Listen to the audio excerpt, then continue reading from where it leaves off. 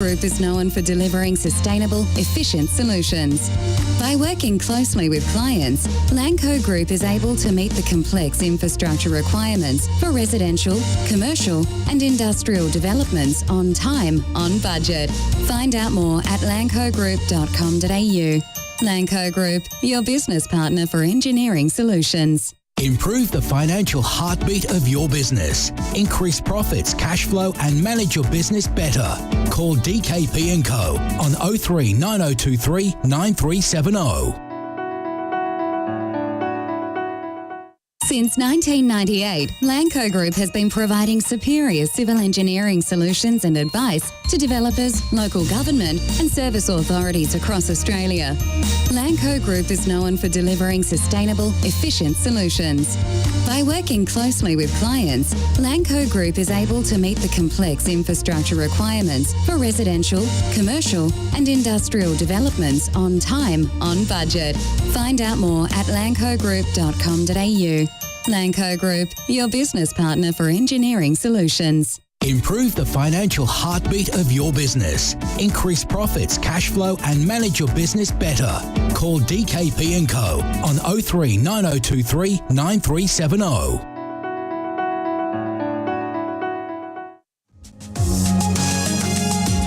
You're listening to the State of Our Football Nation on FNR.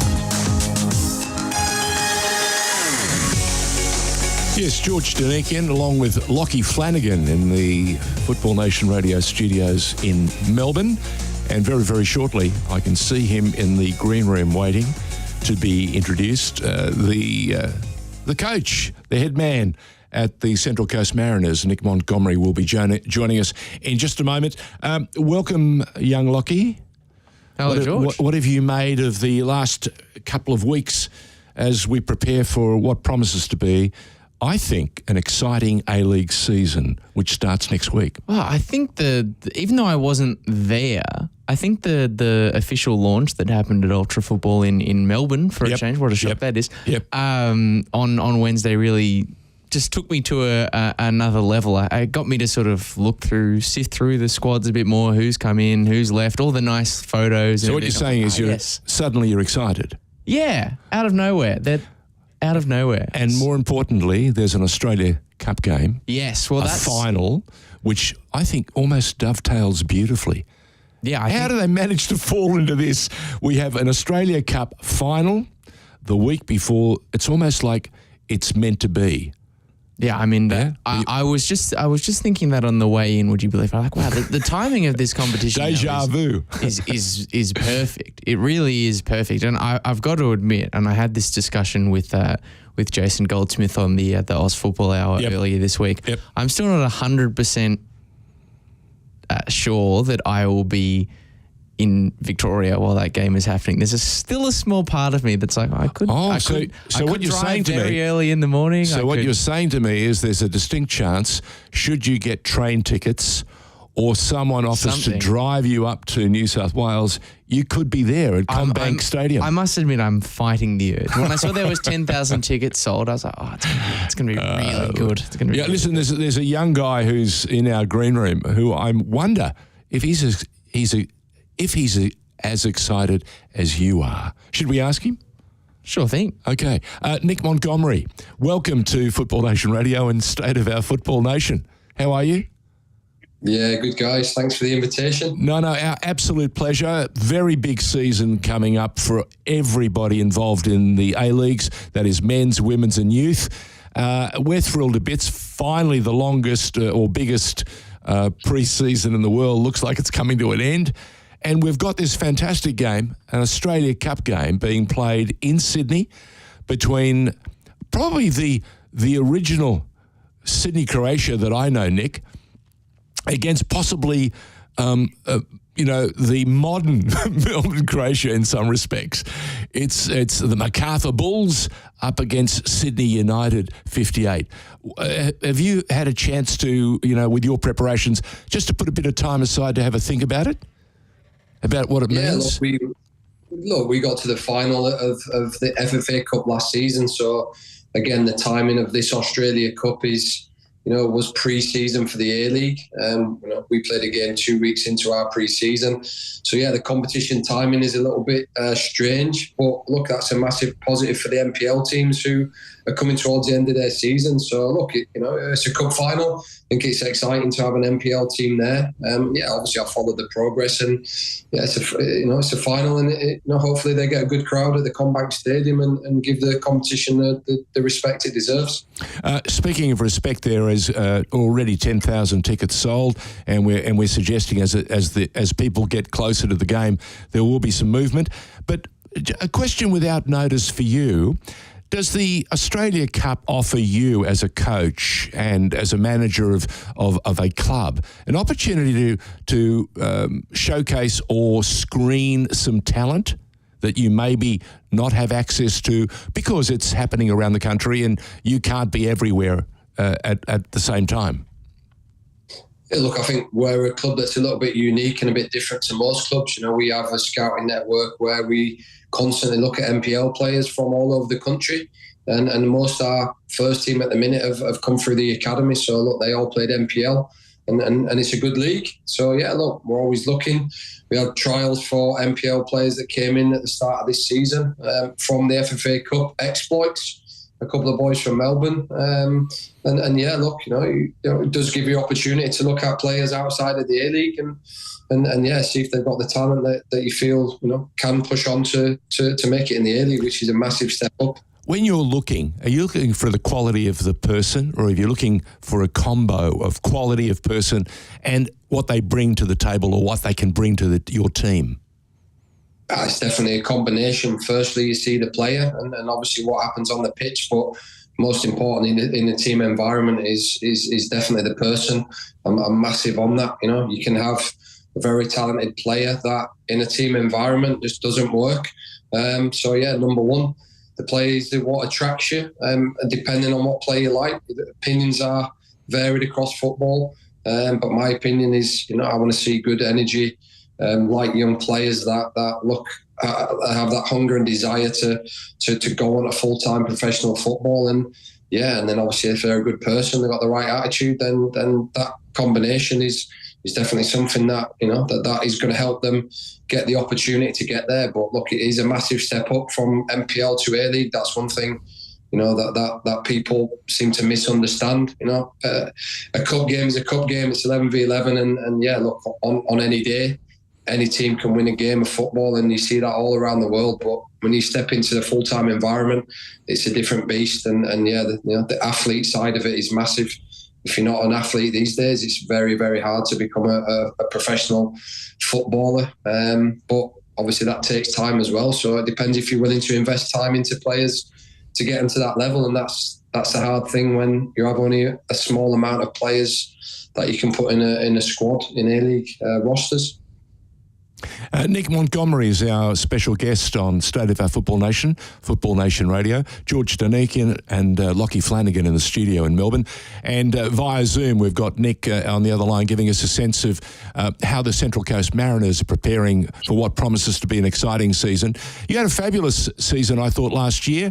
At a critical juncture, you had some key injuries and a couple of things that didn't go quite the way you would have liked or deserved. How are things now that you've had a chance to review, the lay of the land, and you've had a look at your stocks, and you've had a chance to bring some players in because you've lost, Lord knows, some wonderfully talented players who, for a number of different reasons, fulfilled their commitment and have left and gone back home. And I can remember in a recent documentary series I watched, I think it was All or Nothing. It was the original one with Spurs and Jose Mourinho. And one of the things and one of the statements that really caught my eye, and also the way he said it, he was talking as a head coach, he was talking as a head manager, and he said, putting a football team together, it's a bit like putting a puzzle, together. You've got all these wonderful disparate pieces, and somehow with work and with encouragement, you've got to bring them to the fore, fit them in, and make them play as one. Is that about right? Yeah, for sure. I mean, like any team sport, it's never about the individual. And if it ever is about the individual, then you're in trouble. They're very important, and trouble if you don't remove that piece that just doesn't fit in the jigsaw. So look, it's always a difficult one. I think number one, you get a good squad together, you want competition for places, and then you have to manage that competition.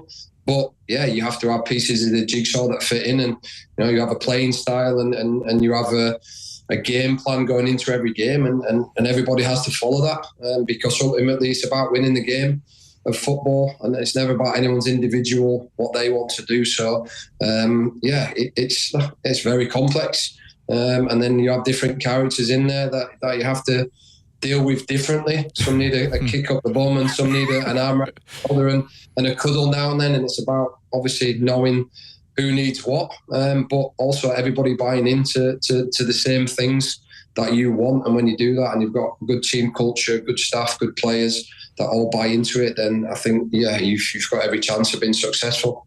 Well, George brought up a separate football related documentary just there, and it sort of brings me on to the announcement that we got during the week of A-League's All Access, and you're talking about building a squad, managing the dressing room. How are you feeling about the prospect of having a camera potentially involved while you're trying to do exactly that?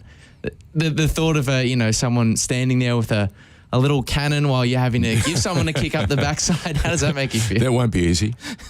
Look, if anyone Googles Neil Warnock, you'll probably see me on it. Yeah, so that was, oh God, yeah, that was probably 10, 15 years ago when, Neil Warnock had the cameras in the dressing room and he's kicking and throwing stuff and, his motivational stuff. But look, that's pretty normal now. Everybody loves the documentaries. And my first year at the Mariners, we had Life with the Mariners. I think it was a code, Life for the Mariners. And yeah, we had documentary that followed us that season when we won the championship. And yeah, just sort of get used to it. And I think it's real life. How much real life on some of the documentaries is always questionable. But I think it's... That's a very good point, Nick. Every time you put a camera in front of anybody, they're not natural. They're putting on a show. Whether they understand it or not, you know full well, if you get 5 people in front of you, say, I'm going to take a shot of you now, suddenly their tummy goes in, their shoulders stand out, and they put on their best possible smile. That's not real. Yeah, well, I think, again, the best camera people are the ones that, they're like camouflage. You don't see them, and then maybe I shouldn't have said that. Maybe I shouldn't have done this, but just putting it out there. You want it as real life as possible, and that's what the fans want to see. And again, that's that access that they don't normally have. So yeah, it's exciting. Unsurprisingly, once again, Neil Warnock, the trailblazer of an important. Oh, yeah. Does that mean we're going to see an homage? Are we going to see you on camera saying, "Hey guys, enjoy it, but enjoy it by being effing disciplined"? Will we get one of those from Nick Montgomery? Yeah. Oh, they say that you take good things from the good coaches and managers you've worked with, and Lachie was an unbelievable manager. A lot of people see stuff on there and he's crazy, but he was very, very smart, and you don't get 8 teams promoted in English leagues without being able to put a team together and be competitive. So yeah, look, again, I'm sure he likes to play it for the cameras. Nick Montgomery, your journey to head coach has been an intriguing one, and as you touched on there, I bet you've brought all the people, the managers and the coaches that you've had through your life from the very beginning. Where did the football journey start for you? Just take us back. Where did it start?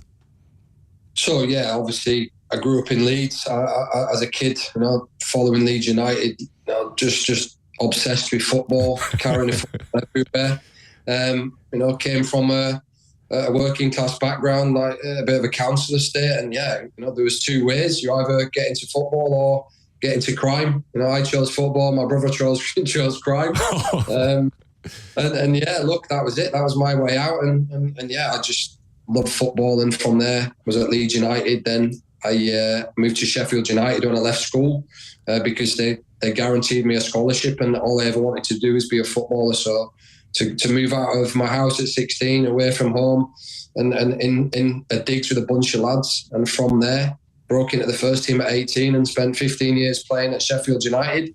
And then, found myself coming over to the Mariners at 30, 31 years old and really enjoying my time in the A-League as a player.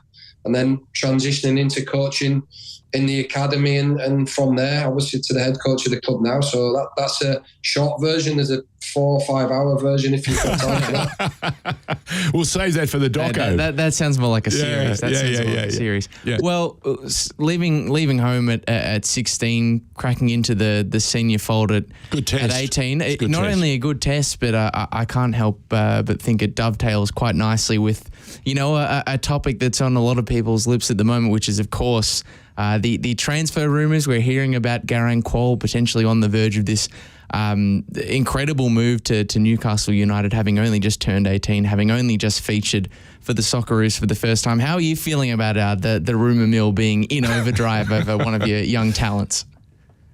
Look, it's always good when there's speculation and interest in your players, and I think it's January's the next window. So this is a bit of a unique one where, there is a lot of interest in. He's a young player. He hasn't started one game for the Mariners, but look, he was a kid. We signed him and his brother originally at Luke Kuol. We signed him from Shepperton and playing League 3, I think it was, in Melbourne. Nobody touched him. They all thought he was too raw. And within 12 months, I brought him, and we're talking about his brother here, Alou.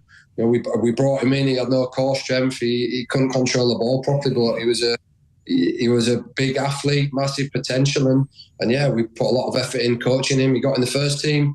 Stuttgart bought him, and the rest is history. And from that point, he told us he had a younger brother. We brought him in on trial.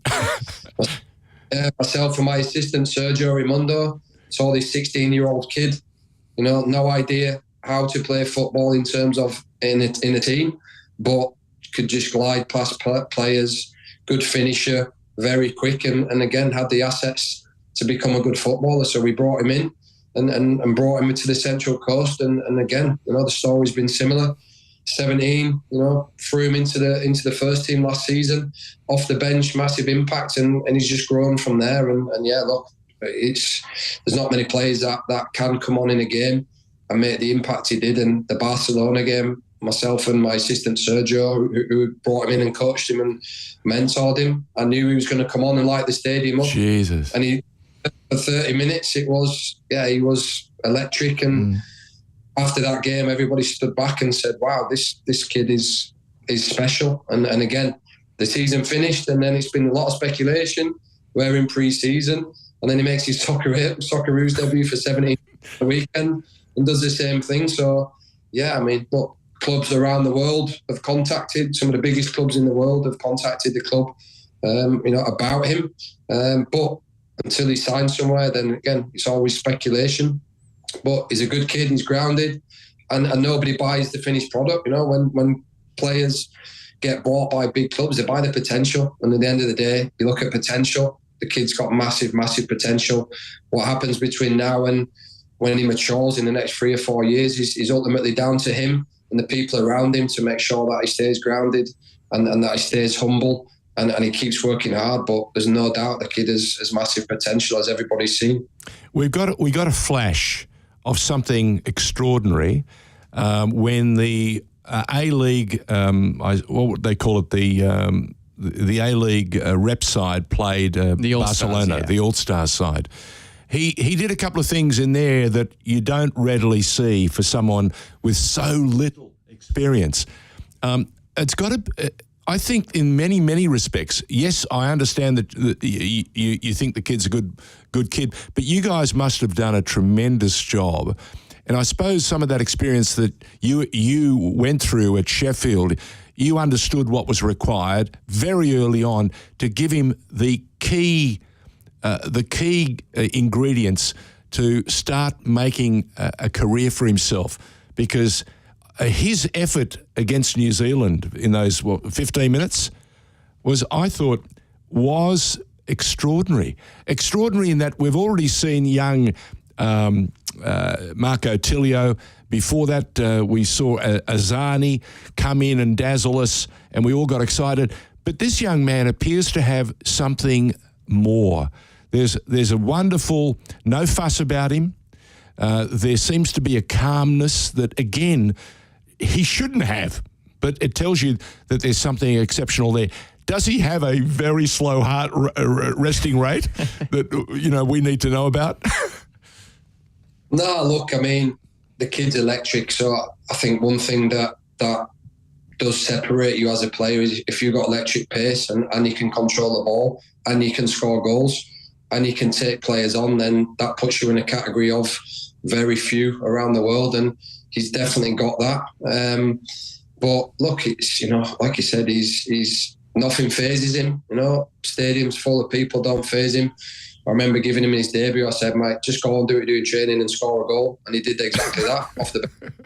And I tried to that line with him every time. But look, I think age is just a number. To break into any first team at 17 is fantastic. And yeah, look, right now, because the A-League season finished and he played the Barcelona game, then yeah, really, that's he hasn't really played a competitive game since, because the A-League doesn't start till next week. So it does also show you that that the kid, it doesn't matter, he doesn't need games. He's not had any games and he still did what he did against New Zealand.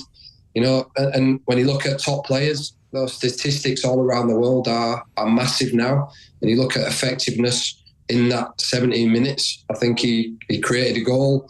He had a couple of shots. And again, Jason Cummins, his teammate, 27 minutes, 1 goal. Correct. And as a Mariners head coach, I'm just super proud to have 2 players in that full national team putting their hand up for the World Cup. But now they've got to perform in the A-League, and I hope Graham Arnold keeps watching them and sees that they can make that point of difference, because I really believe they can. Richard Peel would be thrilled to bits. You talked about how proud you were as the coach of the Central Coast Mariners to have 2 young men represent the club so stylishly and so excitedly. Richard must be sitting there thinking, hello, we haven't even started the season yet and the buzz is good and healthy. Does that fill you with a great deal of confidence for what's to Yeah, look, Rich is the new chairman that's come in, for anyone listening. He's come in and I said to him, sorry, are you there? Yeah, we're right here. Sorry, I said to him, you've had a real baptism of fire. He's come in as the new chairman within a short period of time. We got to an FFA Cup final. We got finals football last year with the youngest team. 47% of our minutes last year were played by academy products, and that's Asia. We're number 1 in the whole of AFC, 17th in the world for playing academy developed players in the first team. So I think, is a real baptism of fire for him. He's had some of the biggest clubs in the world ringing and speaking to him about his players, and told him that some chairman in the A-League have probably never had that in 12, 14 years been going. So, appreciate it and take it all in your stride. But for him, he loves football. He's excited about the season ahead, and he's really trying to get the stadium full again, because when you get the Central Coast Stadium full, it's a fantastic stadium and the atmosphere is brilliant. And, the fans want to see a team going out to win games of football, and that's my job. So, yeah, that's what I tell him I'll do, and I did that last season, so I'll try my best this year.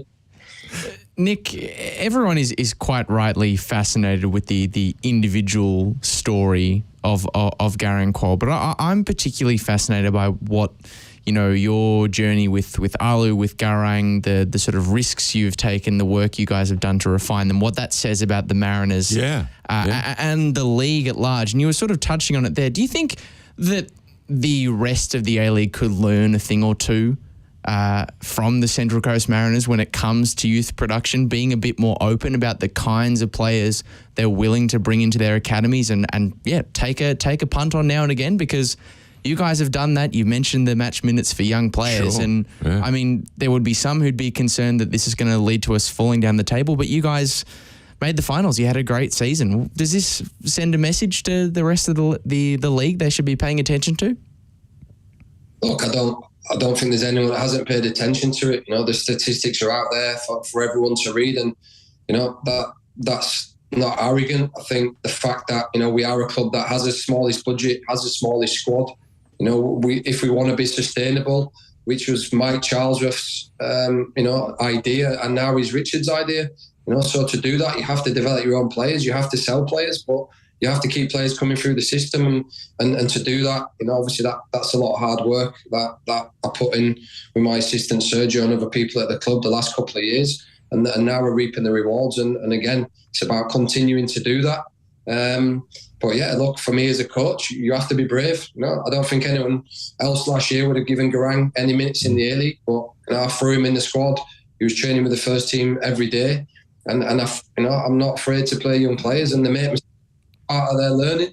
But once you push them through that and they learn from the mistakes, we mentor them, and one thing I tried to put in place was a support network at the club where we have a sports psychologist that I brought in to work with the players. We have player welfare, so we've tried to do stuff that I really believe in, and I think that does really help. So yeah, look, at the end of the day, it's results business. If you don't win games of football, people don't really care, and it's finding the balance. But to do that, you have to recruit good visa players, which I feel we did last year, and we have done this year.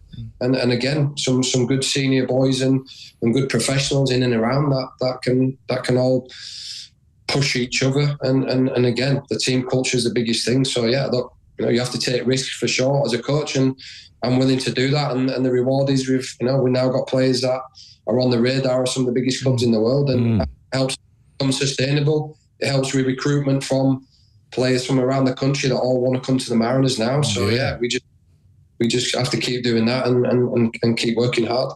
On a personal level, Nick, as a relatively young coach, does that fill you with quite a lot of pride to know that Garang or someone like Garang is standing on the precipice of this massive move, because you have been, as you pointed out, been willing to give him an opportunity that some other coaches might not have done? I mean, if Garang had have ended up at an alternative A-League club, he could well still be in the 20s or playing in the NPL on the weekend. How does that make you feel? I think what he said then is true. I guarantee if Garang would have been at most other A-League clubs, he possibly might not have been playing first grade football, probably playing under 20s for his age. But we saw the talent in him that he could change a game, and it's obviously filled me with immense pride. And somebody asked me a while ago, what's the best thing about being a head coach? And it came to me very quickly that to be able to give a young player their debut in professional football is a beautiful moment, not just for them, for their family, for all the sacrifices they've done. And I always give debuts to kids that deserve it. I'll never give a debut to a kid that doesn't deserve it. And I think looking back on my own debut, when Neil Warnock gave me my debut at 18, I was playing well in the reserves. I was consistent. I was desperate when I trained with the first team. I gave, and I really earned that. But that moment, no one can ever take that away from you. But I always say to the players, getting your debut is the easy thing. It's staying in the first team is the hardest thing in the world. And the ones that do that, they go on and have a good career, because you teach them the expectations and keep your feet grounded and keep working hard, and don't lose that love for the game that got you where you are. But you're in the public eye, so everything has to change, and you have to be ultimately sacrifice a lot of stuff to get where you want to be. And if you do that, you've got every chance of benefiting from a good career in the best job in the world. I was just going to say, one of the things that you speak about is sacrifice. I don't think enough people at any age seriously appreciate just how much you've got to give up to be at that elite level, to make it and to deliver and perform each and every week. We saw in your early days in Britain, you would have many a story about the drinking habits and the other things that were going on in English football, until the likes of people like us and Wenger and others came and said to them, listen, your methods aren't good enough. We've got to move this on, and what you were doing in the past is not going to be able to be sustained in the future. Now, I look at what you're saying and I love it, and I hope more and more people embrace it. But I'm reminded that there are academies around the world, and we see wonderful talent coming through those academies, and yet they all struggle to get an introduction, because coaches, as you touched on earlier, are required to deliver results. And it seems to me sometimes you've got to leave the academy, you've got to leave your club and take a risk yourself in order to advance your career. Is that a fair assessment from my perspective, or am I being too harsh? No, I mean, look, you talk about a pathway, and again, myself, when I was at Leeds United as a kid, there was a lot of kids there, and there was no guarantee of me getting a scholarship. So, I took the bull by the horns. It was my mum that actually wrote off to some clubs and said, he wants to come for a trial, and I took that decision that I wasn't going to wait around. I was going to go because I knew I wanted to be a footballer, and there's players at certain clubs, that contact me from other clubs and say, I love what you're doing at the Mariners, I'd love to come. But unfortunately, sometimes they're contracted and they can't get away. It is everything. If I'm looking for a centre-back, and right then I need a centre-back, but this player's contracted, then unfortunately that can't happen. And sometimes the moment disappears. But I always do believe if you are good enough and you work hard enough, you'll ultimately get where you deserve to be. But it's never easy. It's never easy. And I think that pathway is, you have to follow what you think's right. And again, the young players here, we tell them the pathway is here for you because you can see it. They can touch it. A lot of the young players train with the first team, but they have to deserve the right to do that. And that's performing in the first grade in the under-20s. And if you do that, then I've got no problem bringing you in and training with the first team. And what we have to do in this country is accelerate the development of footballers, because they do not play enough games as young footballers. There's nowhere near the amount of games that you have overseas. So to get them up to speed, you have to accelerate the development as a footballer, as an athlete, and as a person, and that's the biggest thing we try to do here. And it's not easy to do. We need good people and experts in their field. And I've got an assistant coach, Sergio Raimundo, that is world class. He's worked at Benfica, who are one of the biggest development clubs in the world. And to have that sort of level of support as my assistant, as well as the S&C, the physios, and then people that really, are more intelligent than me. But yeah. Nick Montgomery is our guest on FNR's State of Our Football Nation, and he's been giving us a very wonderful idea of just what it takes to be a modern coach in this extraordinary game that we love so much, called the world game. It's soccer in Australia. It's football just about everywhere else. The question I have for you is, you've got a brand new season around the corner. You've lost some wonderful players. Can you give us a sense of some of the new faces that we're going to see and identify and enjoy this coming season that will be playing a special role for you this year? Yeah, look, you mentioned then players come and go. I never look back. We lost some players that went to Scotland. Again, Kai Rolls, outstanding player. Terrific. Been outstanding for Hearts. We lost Lewis Miller. Obviously, Mark Berighetti, we moved on a couple of players as well that, for whatever reason, some financial, some didn't fit the way I wanted to play. So I always see that as an opportunity to grow. And the players I brought in, I brought a centre-back in called Kelechi John. He's an under-23 Nigerian international, played in the top level Portugal the last couple of years, been there for 6-7 years, development countries in the world. I've also brought in Paul Ayongo, a Ghanaian striker that again was playing in Portugal, as well as Marco Tullio, Brazilian attacking player. He's just arrived last week, but he was at Sporting in Portugal. You're talking one of the biggest clubs in the world as well. But at a stage where he wants to get out and play. How's your Portuguese, Nick? Look, it's good. Look, I think people. When you look at the Portuguese league, the salaries in the Portuguese league, apart from the biggest two clubs, are not great, which is why it's one of the best development clubs in the league, and a lot of players go. So we've got good contacts in Portugal. I've got Benny Nicololo, the French winger, that is, for me, he was the best attacking winger in the A-League the last half of last season. And Maresh, the Brazilian boy, has done his ACL, so unfortunately he's out for this. I've replaced him with a centre-back called Brian Kaltak, who is a Vanuatu international. I think he's the first Vanuatu player that will be from Vanuatu to play in the A-League, and he's 29 years old. He was at Auckland in New Zealand. Massive raps on him for a long time, but no one took a punt on him. And look, he's a beautiful person, unbelievable athlete, and I think everyone's going to see him this season. And they're going to be shocked at how nobody else picked him up. Nick Montgomery, you're probably the perfect person to speak to regarding this topic.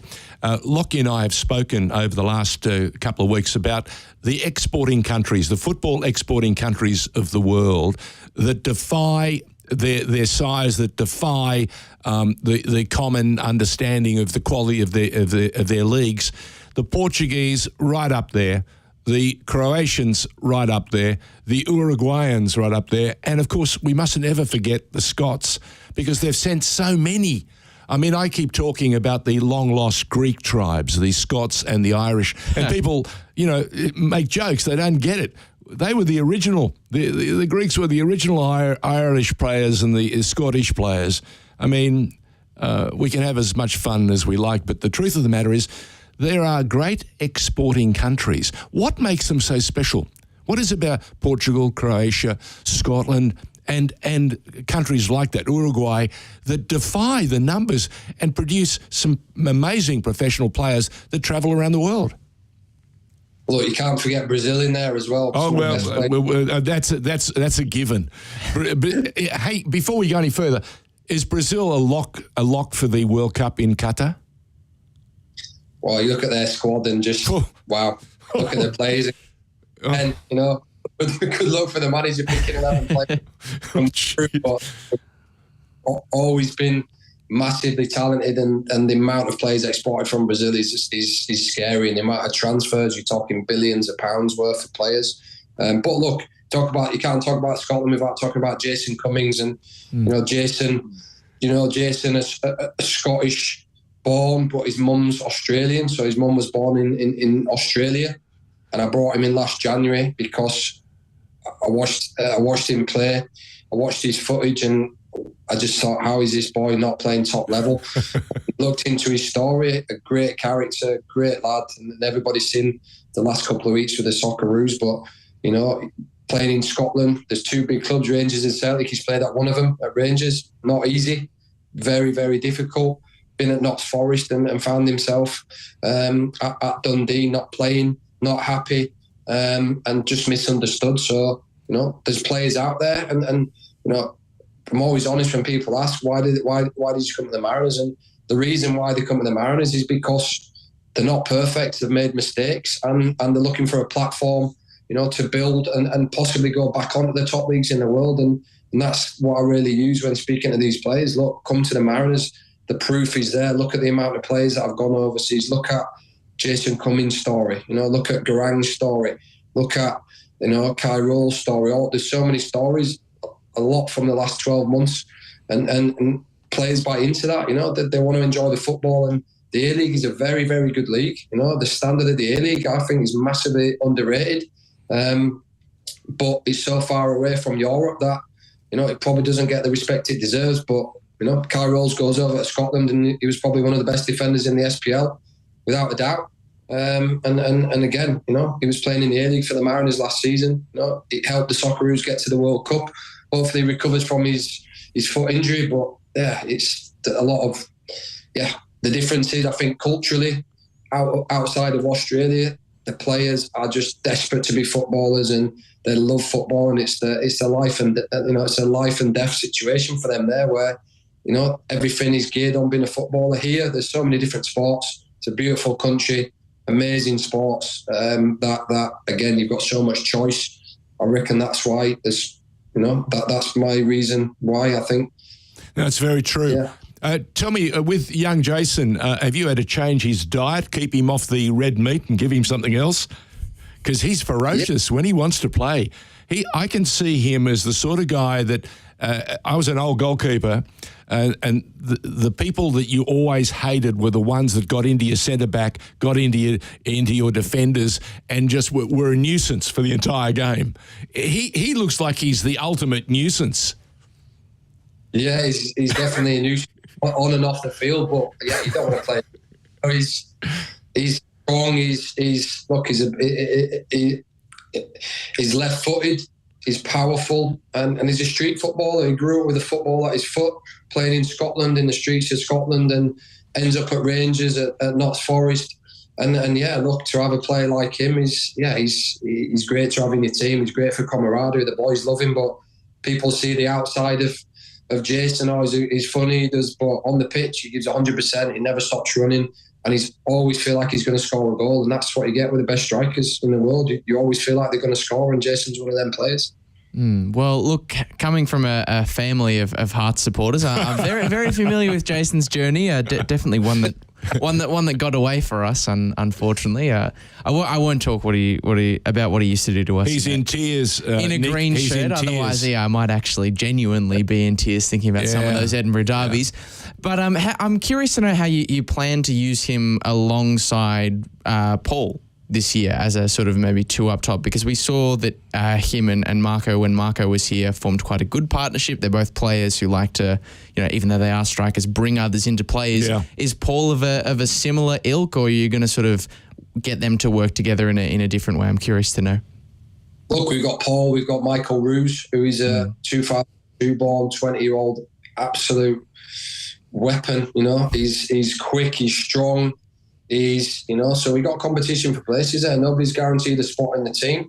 And then we brought Marco Trulio in, who can play high, he can play as a second striker. But look, Paul is full of energy. His work rate is phenomenal. And again, Jason can play with anybody. You could put Jason in any formation and he'll combine with anyone. And that in and around the box, you just got to get the ball to his feet. Look, we've done a lot of work with the new players, a lot of combinations. We've scored a lot of goals in pre-season. We had a lot of positive results. So, look, we've been using that time to gel. Maresh and Jason were frightening for that period. And Maresh, unfortunately, did his ACL against Newcastle Jets. So, Jason's a player that can play with anybody, really, yeah. Absolutely. Were you? There was a story that popped up about Jason this week about his dog Carlos. I'm not sure if you were familiar with this, Nick. The reasoning for the name of his dog Carlos. Everyone thought it might have been Roberto Carlos, but no, baby Carlos from The Hangover. Did you know that? I thought it was Carlos Tevez, because he's like the Australian. You look at the way Jason plays, he's got a lot of similarities to Carlos Tevez. So that was new to me, but nothing surprises me with Jason. I think Jason and Carlos share the same love for tattoos. Yeah, true. What I was going to say to you is, okay, you're a week away now.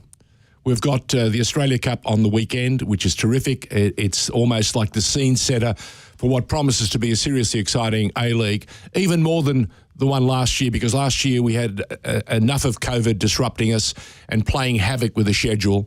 And as you said, you lost some key players and had some injuries at critical times that stopped you from actually doing something quite extraordinary. I thought you had a magic season. What can we expect week one, Central Coast Mariners? Are you playing home or away? So we're home against the Newcastle Jets. We're hoping for it's a big local derby, and it's always that that anticipation. You don't win the game in the first game of the season or the first third of the season, but you want to get off to a good start. It's a unique season where 6 games in, there's a break for a World Cup. So I think it's important more than ever this year to try and get points on the board before that World Cup break, because you don't know what's going to happen in that break, and you come back from that break, and obviously the January transfer window is going to hit as well. So, look, people can expect the same Mariners as last year, a team that want to go out and win the game and full of energy and an aggressive style of play. So, hopefully we can get a result against the Jets first game. You just reminded me of something else. During the World Cup lock or the pause for the World Cup, how do you keep everyone? Say you start as you would love to, like a house on fire. How do you maintain that momentum? Yeah, and that's the key magic thing, question. Hopefully, Jason and Garang both go to the World Cup. So, so you're all following them on the big screen. Yeah, we'll be following them. But look, I think we try and keep some games going for boys that obviously are not in international duty, and just try and tick over so that you don't lose a lot of fitness. But momentum is massive in football. Might be good for some, not good for others. But yeah, we just got to try and manage that, and that's where the sports science and the training comes in, where we try not to miss a beat, so that when we start back, we hit the ground running again. So, yeah, I think we'll concentrate on the first 6 games first and see where that takes us. And you've got a couple of new kits now that you're going to roll out with the opening games. Are you happy with the kit? Yeah, I think the kit's really nice. To be honest, I saw the kit last year and I liked it. I think this year's is just as nice. But yeah, as long as the boys are comfortable in it, that's the main thing. It was a fifth place finish last season, and you were able to get this squad to do something that the Mariners often do, which has surprised quite a few people along the way. What's the ambition for this season in terms of position on the ladder, where you guys want to end up? Are you hoping of maybe cracking that top 4, top 3 potentially? Look, make no secret of it. I want to win the league. So does every coach in the Nobody starts the league going, I want to win the league. I want to get in the top 6. I want to get in the finals. And I think everybody wrote us off start of last season. Everybody wrote us off. It was actually funny. We got Luke Wiltshire working with us at the minute with the NPL underneath myself, and he wrote us off. So we had a laugh about it. But look, everybody writes us off because they know we've got the smallest budget, the smallest squad. But yeah, look, you'd be brave to write us off this year, because I think recruitment's been good, and we've still got the players that were young last year. They're a year more experienced, and like you said, we got nothing to lose because everybody writes us off for them reasons. So I think last year we had that spell where there were some ridiculous decisions by referees, which when you look back on the season and go, well, we should have got a point there, we should have got 3 points there. We could have easily been fighting for the top position. We had a tough spell where we had conceded some late goals in games for 4 or 5 games in a row. If you add them points together and we didn't concede the equalisers and didn't concede the goal to lose a game, that would have probably put us up there with the top points in the league. And into the final game of the season, if Adelaide would have lost at home, would have had a home final. And again, that's always powerful. But really proud of what we did last year. Want to be better this year, and I think the boys that we've got in the squad they believe that we can challenge everybody. So again, there's no giving in football. There's no promises and a magic wand. You have to get results, and it's about getting 3 points. And if we can do that continually throughout the season, and I think we'll be where I feel we can be, and that's challenging everybody. I'm getting very excited about the possibilities of seeing some cameras in the dressing rooms. We give you... Nick might be one of the first recipients. I mean, there are a few better places to go than an F3 derby, potentially. Correct. First game is the F3 derby. Have you got the squad? Do they know they're playing, or will you name the squad, the final squad, next week? Yeah, of course. You leave it till the last minute. And that's the hardest thing for me when you've got a good squad. It's the hardest thing is picking 11 players. Yeah. And then that's I'll pick the 11 players that I feel is going to go out and win the game, plus the subs. And then there's always players disappointed, but yeah, I'll leave it till we got West Sydney Wanderers this weekend, last trial game. And then, we'll go into that final week of preparation and I'll pick the strongest team that I feel is going to give us the best chance of winning the game, and I'll do that every week. Nick, we've done so much resetting in Australia. We now are playing on the international schedule with the rest of the world, which is exciting. Do we also have 5 substitutes as they have in the EPL?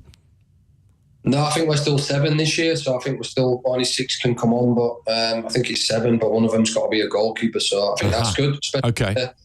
Development league where you have a lot of young players, and to miss out on being on the bench is it's hard, and it gives us a better chance to expose more young players that ultimately in future will help the national team.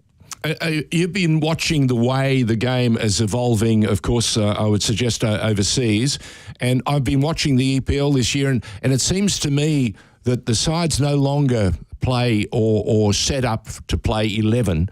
It's like 15. Yeah, it's like they're going to bring at a certain time this player on because they're going to shift tactically the play, or they're going to use them as impact players. That must change, I suppose, in your mind, the way you prepare for a game. You have a few cards in your pack. You know how you're going to set up. You're not sure how the other side is going to respond, but you have, as you say, your henchman on the sideline, good to go when you think you can make the most impact. So is the game evolving for you too as a coach who each and every year is learning more and more? Yeah, 100%. Like you said then, athletically, it's actually frightening when you see the top athletes, especially in the Premier League. When you look at their running statistics, it's amazing. And again, you have to look at that, and you have to, anticipate what may happen in the game. And when you pick your subs, you need to make sure you got cover in different positions. And look, there's no right or wrong. I think, you might end up putting someone out of position, but if you're a team that wants to attack, then you need attackers on the bench, because you're going to be a high pressing team. You need players that can run, have got good energy, but when they burn out, you need to replace them. Otherwise, you have to change your tactics. So, it's a very complex game, and that's why it's the best game in the world, and that's why it has the exposure it does, because there is no given. You can have the best stats in the world, have the ball for 90 minutes, but lose the game 1-0, and that. That's the beauty of it, because one moment in the game, the opposition can have a little bit of quality in the final third and you don't defend properly. You pick the ball out of your net and it doesn't matter what you've done, how much of the ball that you've had, possession. And again, it always goes on the way the teams play. Some teams sit off and let you have the ball. Other teams, they want to pressure. And again, their subs and their squad will probably reflect the way that they play. Well, there you go. On the subject of top pros, of athletes, I mean, I just realised we've made it nearly through this whole discussion, and we haven't mentioned one of the most important season pros that you've brought in this season, which is Danny Vukovic. You had such big the man's back. I know. You had such big boots to fill, obviously, with Mark Birighitti, one of the best goalkeepers in this competition, getting that deserved move to Scotland. Just and quality. You've filled him in very nicely with getting Danny in the door. Yeah, like I said, I don't. When the move came for Mark and Mark wanted to leave, at the end of the day, that's normal in football. Sometimes it doesn't happen for the right reasons. I think Mark's realised that since he's gone to Dundee, he's had a real tough time. Oh yeah. But again, the grass isn't always greener. But when it happens, I spoke to Vuka. He wasn't happy. He was in Holland, and everyone knows his quality, not just as a person. Yeah. And it didn't take 2 minutes to say, I need Vuka, I want to bring him in. And thankfully I spoke to him, he spoke to the club, we spoke to his agent, and the opportunity for him to come back, especially in this World Cup season where he's been involved in every qualifier. And I hope he gets chosen to go to the World Cup, because he deserves it as much as anybody. And for him to come back and be able to play in the A-League in front of Graham Arnold and have that game time he needed, it just worked perfectly. And the moment he walked through the door, he's a real leader. He brings a presence that we lacked last year with Matty Simon's injury, missing all last season. And he's a great person to have around the club, and he's got high standards and just fantastic. He's a great pro, Nick, and he's also a fabulous anchor. In the goals. But he also sees so much. I think we've discussed this before. There are only two people in any contest that see the entire game, unfold or roll out in front of them, and that's both the goalkeepers. They see all the action, don't they? Everyone else sees it from their own perspective, but the two goalkeepers on either side get to see the whole game played out in front of them. And to have someone of that experience, that quality, that anchor, who has proven himself time and time again. We wish Vuka. He's also a fabulous family man. Is his family all healthy at the moment? They had a terrible time early on, but we heard there was some good news. Is he back, and is the whole family with him? Yeah, he's back. The whole family's with him. He's got two beautiful kids and a wife that are happy to be back here now, and he's moving up to the Central Coast. So, look, he's at a stage in his life where, he's gone full circle. He's back at the club he started at. He's had an unbelievable journey which he can share. He's got his own story, and he's just a great person. And just his professionalism. He's a top pro. I actually have to tell him slow down a little bit sometimes because he's a bad man. And I just say, listen, I've been there. pull the handbrake up a bit, go on now, get on the bike, have a rest. Let's throw the young kids a goal and the boys can smash balls at them. You think you've had enough balls smashed at you. So, fantastic signing for the club in general. Yeah, I mean, putting aside his actual qualities as a player, which are immense for a squad that does skew so young, as you said, for a club that wants to be, in many respects, the export club of the A-League, to sell on these young talents, give them their sort of dream opportunities. Yeah. If you were picking a player to who's be like, better? Who's the experienced head we can bring in, who's had that European experience, can give those young players their advice, you'd pick Danny Vukovic. Yeah, fantastic. Nick, can I just say thank you for giving us so much access to the Central Coast Mariners, and we wish you tremendous luck throughout the season, but especially in the opening game next week at home, and it promises to be an exciting one. And please keep us up to date with what's happening with the youngsters, whether it be Jason or whether it be Garrick. And the other thing too, we wish you a season free of big injuries that, have blighted your performances in the past. You guys deserve a clear run, and it'd be seriously interesting to see how you do. I think we've actually just lost Nick there, unfortunately. Is that right? No, I'm sure he heard your well wishes. Well, we'll apologise for those who should be running the telco. Are we running with Telstra, or are we running with Optus? Optus has had a miserable week, haven't they? I'm not even sure we're allowed to say the word Optus. Oh, right. Okay, telco. Yeah, right. Look, that was fantastic. Nearly an hour. He might have just had a reminder on his phone to tell Danny Vukovic to get on the bike. You know? Hey, listen, you can see why it promises to be an exciting season. Yeah. Oh, absolutely. Fantastic stuff. I mean, I think Central Coast Mariners would be one of those clubs that. It's funny because, as Nick said, there are a lot of people who season on season are more than willing, because of the assets that they, the lack of financial acumen, I guess, relative to other clubs in the competition, that a lot of people write off, a lot of people underestimate. But I'm almost the opposite. I have a lot of time for the Mariners as a club in the last couple of seasons. I have a lot of time, as we did today, for Nick Montgomery as a manager. And I really do think, and this is why I wanted to ask him about the quals in particular, I think that the rest of this league has a lot to learn from the Central Coast Mariners in terms of their approach to youth development. They're willing to play young players across the pitch. If this young man showcases this talent at the next level he goes to, you can imagine Richard Peel getting a host of phone calls. Absolutely. And Nick Montgomery having to field many inquiries from around the globe. Listen, it's been most interesting. We trust you've enjoyed this hour with Nick Montgomery, the head coach of the Central Coast Mariners.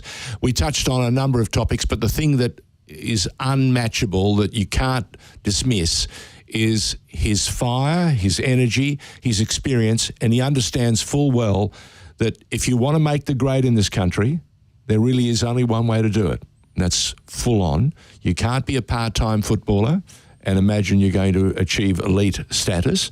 You've got to give it all you've got. And he's got he's got a young squad who all they want to do is they want to be the best they can possibly be.